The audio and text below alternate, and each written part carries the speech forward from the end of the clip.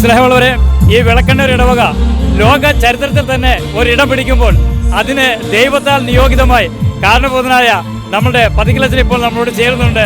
അച്ഛ ഒത്തിരി സ്നേഹത്തോടെ ഓർക്കുകയാണ്. അതിന് ഈ വലിയ ദൈവത്തിൻ്റെ ഈ അനുഗ്രഹത്തിന് സാക്ഷ്യം വഹിക്കുവാൻ ദൈവം അച്ഛനെ ഉപയോഗിച്ചപ്പോൾ ഇത് വളരെ മനോഹരമായി, ഇന്ന് ദൈവത്തിൻ്റെ കയ്യൊപ്പോടുകൂടി തന്നെ ഇവിടെ മനോഹരമായി തീർന്നു. അച്ഛാ, അച്ഛൻ്റെ ഹൃദയത്തിൽ നിന്നും ഇതിനെക്കുറിച്ച് ഒരു വാക്ക് എന്താണ് അച്ഛൻ ഇതിനെക്കുറിച്ച് കാണുന്നതെന്ന് പറയാമോ? എല്ലാം ദൈവത്തിൻ്റെ പദ്ധതിയുടെ ഭാഗമായിട്ടാണ് ഞാൻ കാണുന്നത്. ഒരുപക്ഷെ സഭയുടെ ചരിത്രത്തിൽ ആദ്യമായിട്ടാണ്, ഒരുപക്ഷെ അല്ല തീർച്ചയായിട്ടും സഭയുടെ ചരിത്രത്തിൽ ആദ്യമായിട്ടാണ് ഈശോയുടെ തിരുമുഖം ഒരു ഹോസ്തിയിൽ പതിയുന്നത്. ഇതിനു മുമ്പ് നടന്നിട്ടുള്ള ദിവികാരൻ അത്ഭുതങ്ങളെല്ലാം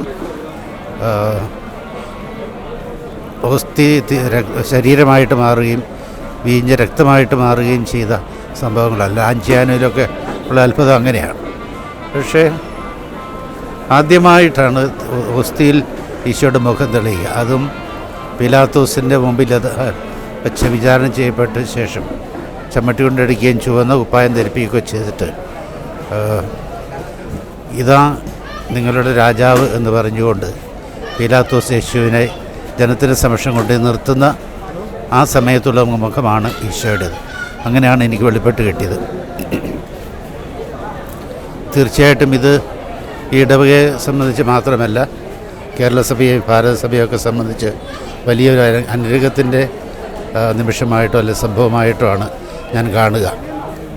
ദിവ്യകാരുണ്യത്തോടുള്ള ഭക്തിയും സ്നേഹവും ആഴപ്പെടുത്തുന്നതിനും വിശ്വാസത്തിൽ ദൈവജനം ഉറപ്പിക്കപ്പെടുന്നതിനുമുള്ള ഒരു നിദാനമായിട്ട് ഞാനിതിനെ കാണുന്നുണ്ട്.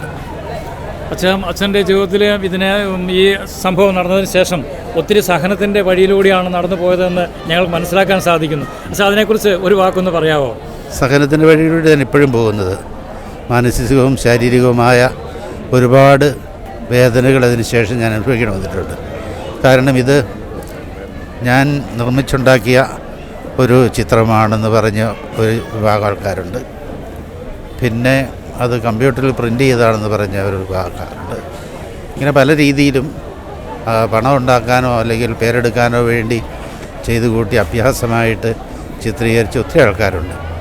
ചിലരൊക്കെ നേരിട്ട് ഫോൺ വിളിച്ച് വളരെ മോശമായ ഭാഷയിൽ അതേക്കുറിച്ചൊക്കെ സംസാരിക്കുകയും ചെയ്തിട്ടുണ്ട്. പക്ഷേ ഞാൻ അവർക്കൊന്നും മറുപടി കൊടുത്തില്ല. കാരണം എന്താണ് കുർബാനയിൽ സംഭവിച്ചത് എന്ന് വ്യക്തമായിട്ട് അറിയാവുന്ന വ്യക്തി ഞാനാണ്. അപ്പോൾ അതുകൊണ്ട് തന്നെ എന്നോട് ചോദിച്ചവരോടെല്ലാം ഞാൻ പറഞ്ഞത്, ഞാനതിൻ്റെ പിന്നാലെ പോകുന്നില്ല. ഹോസ്തിയിൽ തിരുമുഖം പതിപ്പിക്കാൻ മാത്രം ഈശോയ്ക്ക് അറിയാമെങ്കിൽ അതിൻ്റെ ബാക്കി നടപടിക്രമങ്ങൾ എന്താണോ അത് ചെയ്യാനും ഈശോയ്ക്ക് അറിയാം. സമയമാകുമ്പോൾ ഈശോ ചെയ്തോടും എന്ന് മാത്രമേ ഞാൻ പറഞ്ഞിട്ടുള്ളൂ. ഇവിടെ നിന്ന് 2017-18 ഇവിടെ കൊണ്ടുപോയി വെച്ചിരുന്നു പള്ളിയിൽ. അന്ന് കൊണ്ടുപോയി വെക്കുന്നതെന്ന് ഞാൻ കണ്ടതാണ്. അതിനുശേഷം പിന്നെ ഇന്നാണ് ഞാനിത് കാണുന്നത്. എൻ്റെ ഇടയ്ക്ക് ഇതുവരെ ഞാനത് കാണാൻ ശ്രമിച്ചിട്ടുമില്ല. അതിനുവേണ്ടി ആരോടും ചോദിച്ചിട്ടില്ല എവിടെയാണ് വെച്ചിരിക്കുന്നത് എന്നൊന്നും. പക്ഷേ റോമിലേക്ക് കൊണ്ടുപോകുന്നതിന് മുമ്പ് വത്തിക്കാൻ പ്രതിനിധി നിമിഷോ എന്നെ വിളിച്ചിരുന്നു. എന്നെ വിളിച്ച് അദ്ദേഹം ഒരു 2 മണിക്കൂറോളം എന്നെ ഇൻ്റർവ്യൂ നടത്തി. അതെല്ലാം അദ്ദേഹം എഴുതിയെടുക്കുകയും എല്ലാം റോമിലേക്ക് കൈമാറുകയും ചെയ്തിട്ടുണ്ട്. ഇതിൻ്റെ എല്ലാം പശ്ചാത്തലത്തിലാണ് ഈ തിരുവോസ്തു റോമിലേക്ക് കൊണ്ടുപോകാൻ പിന്നീട് തീരുമാനമായത്. റോമിലേക്ക് കൊണ്ടുപോയി അവിടെയുള്ള ലാബുകളിലെല്ലാം ശാസ്ത്രീയമായ പരീക്ഷണ നിരീക്ഷണങ്ങളെല്ലാം നടന്നു. അത് ഭൗതിക ശാസ്ത്രജ്ഞന്മാരും എന്ന് പറഞ്ഞാൽ ഫിസിക്സ്, കെമിസ്ട്രി, സുവോളജി എന്നിവ കൈകാര്യം ചെയ്യുന്ന വലിയ പ്രൊഫസർമാരും അതേപോലെ വൈദ്യശാസ്ത്ര രംഗത്തെ പ്രഗത്ഭരായ ചില ഡോക്ടർമാരും അതും കൂടാതെ ദൈവശാസ്ത്രജ്ഞന്മാരും ഇങ്ങനെ 3 സെക്ഷൻ വിദഗ്ധരാണ് ഈ ഹോസ്തി പരിശോധിച്ചത്. അപ്പോൾ അവരുടെ എല്ലാം പരിശോധനയുടെ നിഗമന ഫലങ്ങൾ റോമിലേക്ക് അയക്കുകയും അത് പഠിച്ചതിന് ശേഷമാണ് റോമിൽ നിന്ന് congregation of the faith doctor and faith CDF എന്ന് പറയും. അവർ ഇത് കൃത്യമായിട്ട് പഠിച്ച് വിശകലനം ചെയ്ത് ഇതൊരു അസ്വാഭാവിക സംഭവമാണെന്നും ഇത് സഭയിൽ വിശ്വാസം വർദ്ധിപ്പിക്കുന്നതിന് ഉതകുന്നതായതുകൊണ്ട് പരസ്യപ്പെടുത്തുന്നതിന് തെറ്റില്ലെന്നും ഇത് ഒരു ദിവ്യകാരുണ്യം അല്പം എന്നതിനേക്കാളുപരി ഒരടയാളമാണെന്ന് ദൈവജനത്തിന്. അതുകൊണ്ട് ഭക്ഷ്യയോഗ്യമാണ് ഈ തിരുവോസ്തി. ഇപ്പോഴും സാധാരണയായിട്ടൊരു വസ്തി 1 മാസം ഇരിക്കുകയുള്ളൂ. അതിനിടയ്ക്ക് അത് പൊടിഞ്ഞു പോവുകയോ പൂപ്പൽ പിടിക്കുകയൊക്കെ ചെയ്യും. പക്ഷേ ഇത് 11.5 വർഷമായിട്ടും ആ അവസ്ഥയ്ക്ക് യാതൊരു മാറ്റവും സംഭവിക്കാതെ ഇപ്പോഴും അവർ തുടരുന്നുണ്ട്. അത് ഒറിജിനലായിട്ടും ഗോതമ്പപ്പത്തിൻ്റെ അംശം തന്നെയാണെന്ന് ലാബിലെ പരിശോധനയിൽ തെളിഞ്ഞിട്ടുണ്ട്.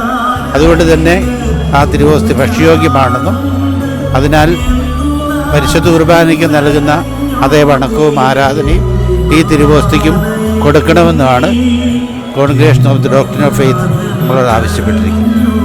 അച്ഛൻ അതുപോലെ തന്നെ വിശ്രമണ സമയത്ത് അച്ഛൻ്റെ കണ്ണുകൾ നിറയുന്നതും കണ്ടമിടറുന്നതും ഞങ്ങൾക്ക് ശ്രദ്ധിക്കാനും മനസ്സിലാക്കാനും സാധിച്ചു. അച്ഛൻ എന്തായിരുന്നു അപ്പോൾ ഉണ്ടാകുന്ന അച്ഛൻ്റെ മാനസിക വികാരം കുറ്റസ്വീകരിക്കൊണ്ട് ഒന്ന് പങ്കുവയ്ക്കാം. അത് സന്തോഷം കൊണ്ടുള്ള ഒരു അനുഭവമാണ്.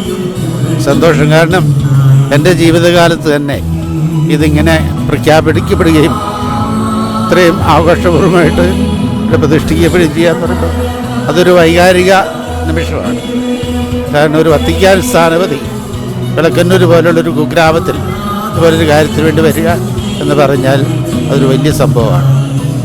മാത്രവുമല്ല അതിരൂപതയുടെ ഒരു തീർത്ഥാടന കേന്ദ്രമായിട്ട് ഇന്ന് മുതൽ ഇത് മാറുകയാണ് വിളക്കന്നൂർ ഈ ചെറിയ ഇടവാണ്. അപ്പം അതെല്ലാം ദൈവത്തിൻ്റെ പദ്ധതിയുടെ ഭാഗമായിട്ട് നമുക്ക് കണക്ക് കൂട്ടാം. അതിനെല്ലാം എന്നെ ദൈവം ഒരു ഉപകരണമാക്കിയല്ലോ എന്ന് ഓർക്കുമ്പോഴുള്ളൊരു സന്തോഷമുണ്ട്.